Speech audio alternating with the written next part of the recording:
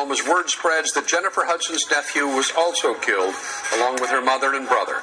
The body of 7-year-old Julian King was discovered this morning inside an SUV stolen from the Hudson home. Jennifer Hudson identified her nephew's body this afternoon.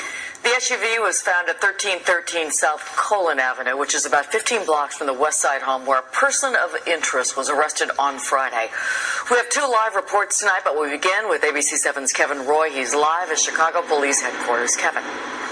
Kathy, it is hard to imagine the depth of the heartbreak for Jennifer Hudson and the rest of her family tonight. Their worst fears realized today that 7-year-old Julian King, missing since Friday, was indeed dead. This afternoon they had the grim task of identifying his body, and we are told that Jennifer Hudson was the strong leader of her family. Oscar-winning actress Jennifer Hudson led her family to the Cook County Medical Examiner's office this afternoon for the second time in 3 days. Inside, the family chose to identify 7-year-old Julian King on a video screen that showed his face. Obviously distraught, but remarkably, Jennifer Hudson was incredibly strong for her family, and it was very apparent that she was the leader within that group that kept the composure. An Amber Alert issued on Friday after Hudson's mother, Darnell Donnerson, and her brother Jason were found shot to death in their Englewood home came to end this morning with the discovery of the white SUV parked at 1313 South Colon. Lynette Loudon says she wondered all weekend about the SUV parked in front of her home. After seeing news reports that police were searching for such a vehicle, she told her husband to write down the license plate number. He went outside and he went and looked at the license plates, and it matched what was on the TV. She called 911 and police found Julian King's body in a rear seat. Police say he was shot. The SUV, which was registered to Jason Hudson, was found on the west side about 2 miles from the 1900 block of South Spalding, where on Friday night, police arrested 27-year-old William Balfour, the estranged husband of Julia Hudson, mother of Julian King. Police continue to call Balfour a person of interest in the killings. Tonight, they were back at the Hudson home in Englewood, using metal detectors on the yard and searching inside the house again as well.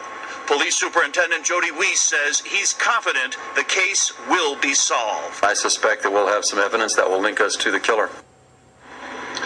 Now, William Balfour has not been charged in this case. Over the weekend, he was transferred to a state prison facility for violating the conditions of his parole. He was convicted in 1999 for attempted murder. Tomorrow morning, an autopsy will be performed on the body of 7-year-old Julian King. Live at police headquarters on the south side, Kevin Roy, ABC 7 News. Ron? Kevin, the Hudson home has attracted crowds of people touched by this tragedy.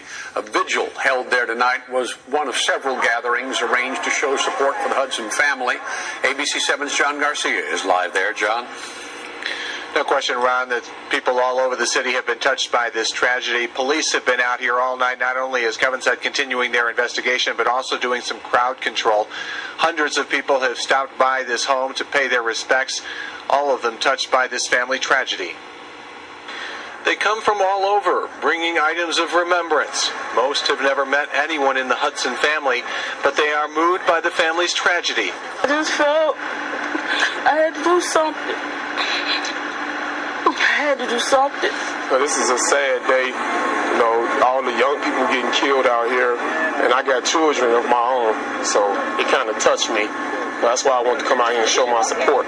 The sign across the street at the church says it all. And in front of the family home, the scene of at least 2 of the homicides, the mound of flowers, candles, and stuffed animals grows as people stop by to pay their respects.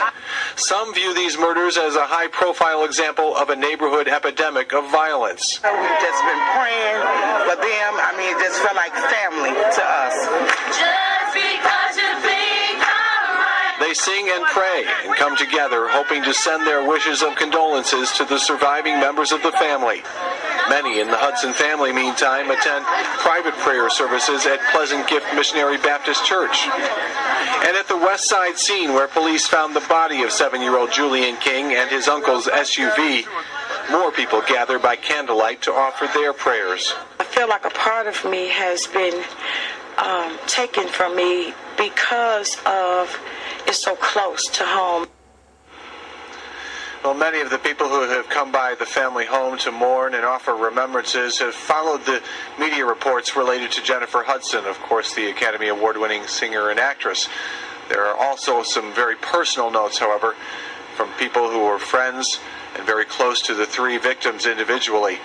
Three victims who are all members of this community and this neighborhood. Live in Inglewood, John Garcia, ABC 7 News. Kathy, back to you. Thanks, John. At Julian King's elementary school, students and teachers had to deal with the tragic news. The boy attended Gonzales Scholastic Academy on the south side.